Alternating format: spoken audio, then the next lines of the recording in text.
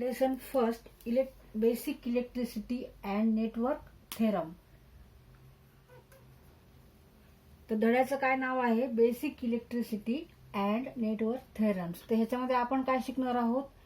तर पहिल्यांदा आपण ओहम्स लॉ आणि नंतर Kirchhoff laws, superposition theorem, Thevenin theorem आणि नॉर्टन थेरम हे शिकणार आहोत. तर मागच्या व्हिडिओमध्ये आपण हे दोन लॉचा आपण अभ्यास केलेला आहे, ओहम्स लॉ आणि किर्चॉफ लॉ. तर ओहम्स लॉ म्हणजे काय? V equal to I into R. V equal to I into R. तर ह्या फॉर्म्युल्यावरून आपण जर आपल्याला दोन क्वांटिटीज माहिती आहेत तर तिसरी आपण क्वांटिटीज काढू शकतो. Voltage equal to current into resistance. आणि युनिट काय आहे व्होल्टेजचं? व्ही, करंटचं अँपियर आणि रेझिस्टन्सचं ओहम, हे आपण शिकलो. आणि कोणत्याही इलेक्ट्रिकल सर्किटमध्ये जर सोर्स दिलाच नाही तर करंट हा वाहील का नाही, तर आपल्याला ही बॅटरी देणं आवश्यक असतं. ही बॅटरी एडीसी बॅटरी आहे, प्लस मायनस व्ही व्होल्टची बॅटरी आणि हा रेझिस्टन्स आहे आर. तर जेव्हा आपण हे पूर्ण सर्किट जोडतो तेव्हाच करंट इथे फ्लो होणार आहे. आणि कन्व्हेन्शनल करंट दाखवायचा म्हणजे आपल्याला हाय पोटेन्शियल टू लोअर पोटेन्शियल दाखवायचं आहे. हे पॉझिटिव्ह पोटेन्शियल आणि निगेटिव्ह. मग दाखवताना आपण हे नेहमी कन्व्हेन्शनल करंटने दाखवतो, पण ऍक्च्युअल इलेक्ट्रॉन फ्लो कसा होतो? फ्रॉम निगेटिव्ह टू पॉझिटिव्ह होतो इलेक्ट्रॉन फ्लो. पण दाखवताना करंट आपल्याला कन्व्हेन्शनल करंटने सर्किटमध्ये दाखवला जातो.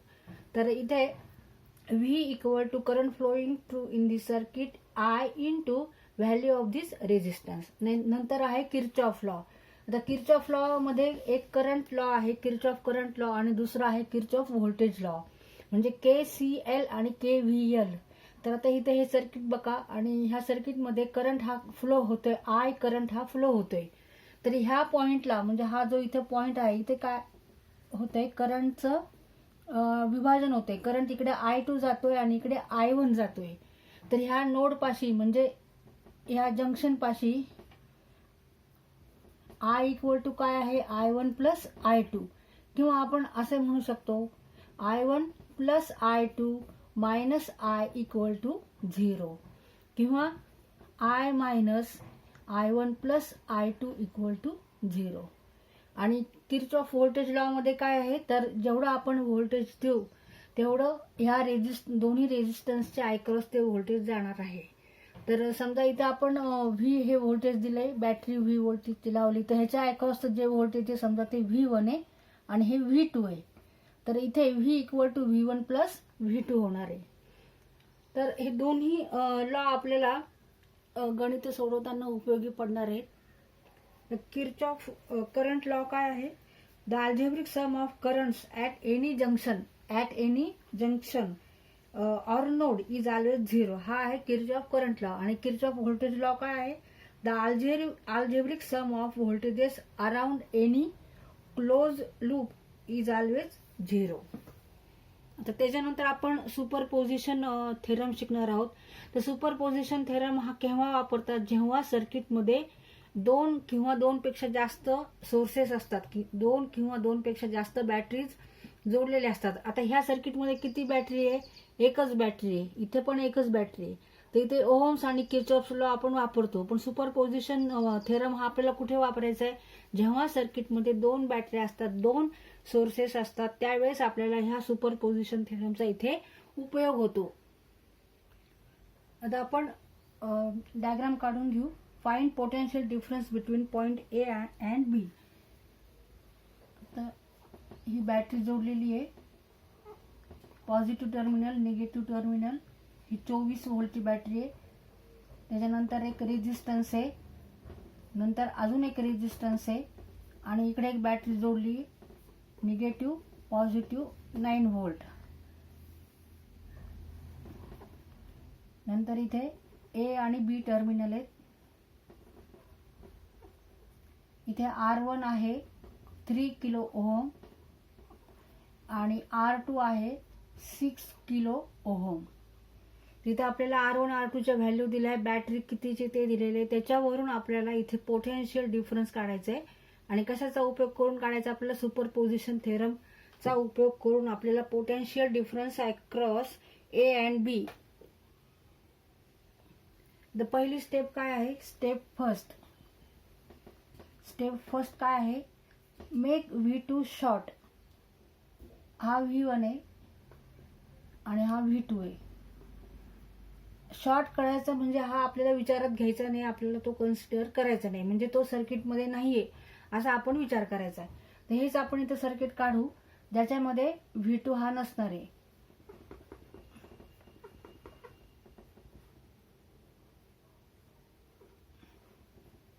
फक्त एकच सोर्स असणार आहे V1, A आणि B. R2 equal to 6 kilo ohm and R1 equal to 3 kilo ohm plus minus, आणि V1 आहे 24 व्होल्ट. मेक V2 शॉर्ट म्हणजे इथं आपण लावलाच नाही, हा जो सोर्स आहे, ही जी बॅटरी ही आपण इथे लावली नाही समजायचं. आणि फाइंड ह्याच्या अक्रॉस आपल्याला व्होल्टेज काढायचं. ह्याच्या अक्रॉस म्हणजेच काय, तर R2 च्या अक्रॉस येणार आहे. हा पॉईंट इथे येणार आहे, ए पॉईंट इथे आहे आणि हा बी पॉईंट इथे. म्हणजेच आपल्याला व्होल्टेज अक्रॉस कशाचं काढायचं आहे, R2, आणि त्या व्होल्टेजला काय म्हणायचंय, VA असं म्हणायचंय. तर ह्याचं इक्विव्हॅलंट सर्किट आपल्याला अजून काढता येईल, आपण ते काढू. ह्याचं इक्विव्हॅलंट सर्किट इथे काढू. इथे पॉझिटिव्ह टर्मिनल आहे, हा आपण पॉझिटिव्ह दाखवला. त्याच्यानंतर R1 आहे, इथं R1 काढला. नंतर आहे R2 काढला, आणि हा जो टर्मिनल आहे हा ह्यांच्या दोन्हींच्या मध्ये आहे, म्हणजे हा आपण इथं काढला, आणि हा इथं आहे म्हणजे हा इथं काढला आपण. आणि ही बॅटरी आहे इक्वल टू 24 व्होल्ट, आणि R1 आहे 3 किलो ओहम, R2 आहे 6 किलो ओहम. आता आपल्याला इथे काय काढायचं आहे, current flowing through this circuit काढायचं आहे. पहिल्यांदा I काढायचं आहे. I म्हणजे काय, तर व्होल्टेज डिवायडेड बाय रेझिस्टन्स. आता हे दोन्ही रेझिस्टन्स कसे आहेत, पॅरलरली जोडलेले आहेत, सिरीजमध्ये. पॅरलर नाही, सिरीजमध्ये. R1 आणि R2 कसे आहेत, सिरीजमध्ये आहेत.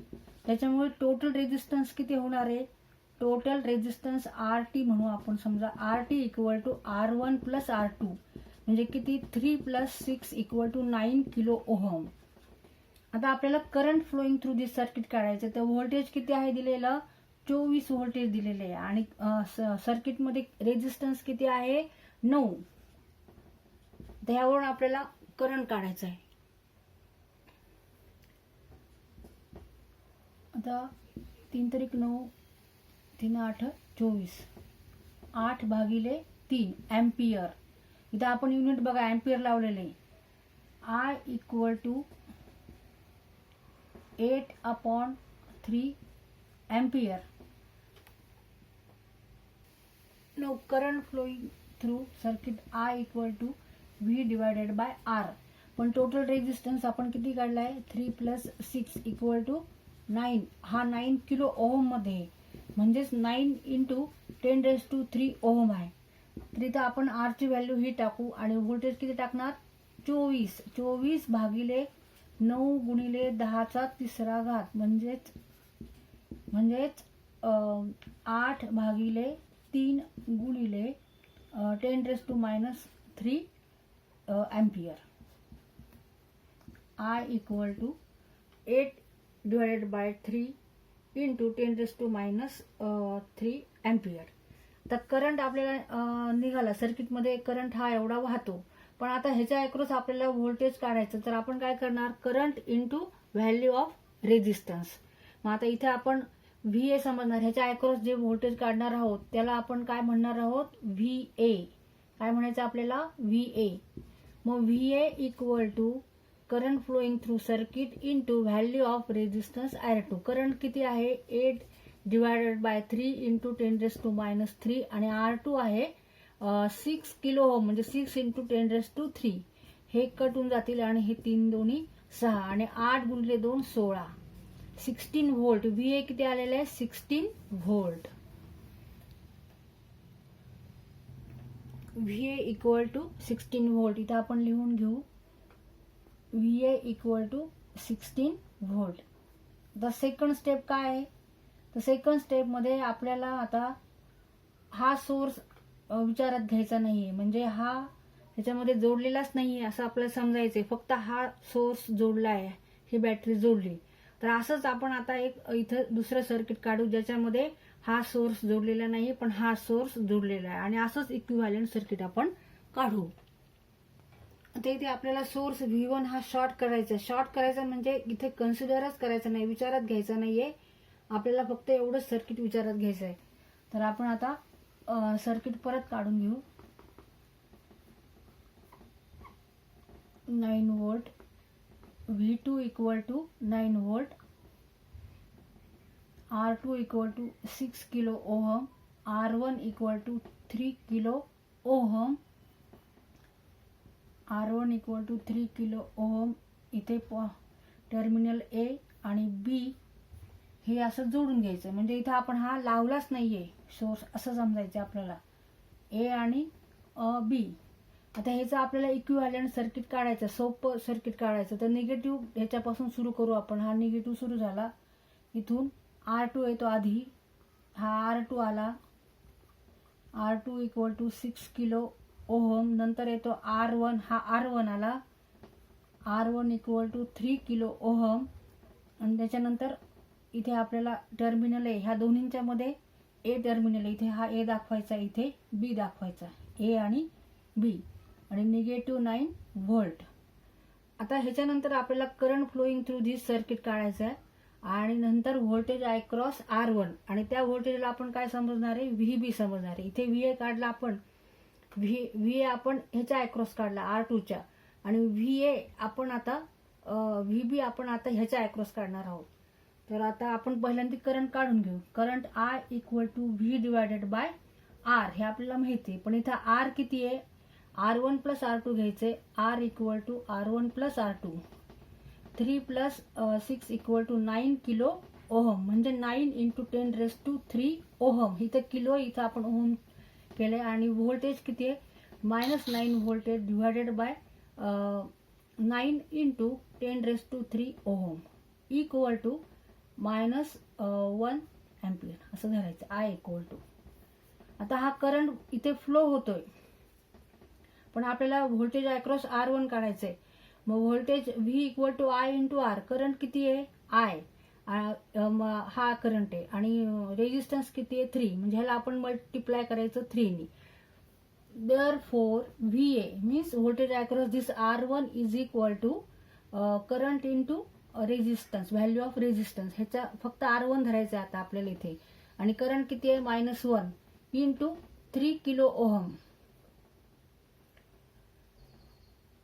म्हणजेच किती येणार, हे -1 इंटू 10⁻²,